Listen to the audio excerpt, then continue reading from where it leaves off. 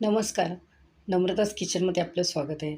आज आपण सफेद वाटाण्यापासून मस्त अशी चमचमीत उसळ बनवणार आहोत. हे वाटाणे मी 5-6 तास भिजत ठेवलेले आणि कुकर वगैरेला लावलेला नाही आहे. फक्त भिजवलेले 5-6 तास.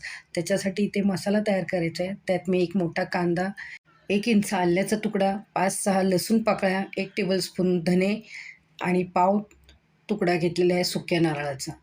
आता हे सर्व आपल्याला भाजून घ्यायचं आहे आणि इथे मी सुके मसाले घेतले. 1-1 टेबलस्पून जिरे, खसखस, तीळ आणि बडीशेप घेतलेली आहे. आता 1 टेबलस्पून तेल घेतलेलं आहे. गॅस स्लो ठेवलेला आहे मी. हे सर्व आपल्याला चांगलं गोल्डन होईपर्यंत भाजून घ्यायचं आहे. गॅस फास्ट करू नका, नाही तर सर्व मसाला जळून जाईल आपला. व सर्व चांगलं भाजून घेतलेलं आहे मी. आता हे सर्व आपण एका मिक्सरच्या भांड्यात काढून घेऊया. ह्याच्यात थोडीशी कोथिंबीर घालायची आहे आपल्याला आणि 2 टेबलस्पून घालूया कांदा लसूण मसाला आणि 1 टेबलस्पून घालायचं आहे लाल मिरची पावडर.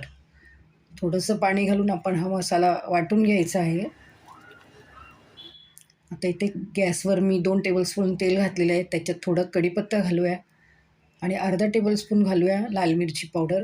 तेलात मिरची पावडर घातल्याने आपल्या उसळला चांगलं रंग येईल आणि जो मसाला वाटून घेतलेला आहे तो आपल्याला चांगल्या तेलात परतून घ्यायचा आहे. ह्याच्यात आपण कोकम घालूया. कोकमने चांगली चव येणार आपल्या कालवणाला.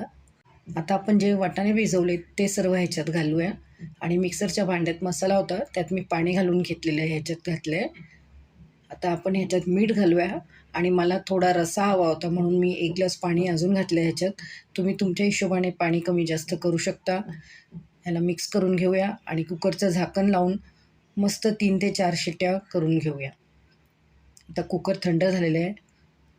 बघा छान मस्त असा रंग आलेला आहे. 3 शिट्ट्यात आपले वाटाणे चांगले शिजलेले आहेत. तुम्ही हा वाटाणा रस्सा भाकरी किंवा पोळीसोबत खाऊ शकता.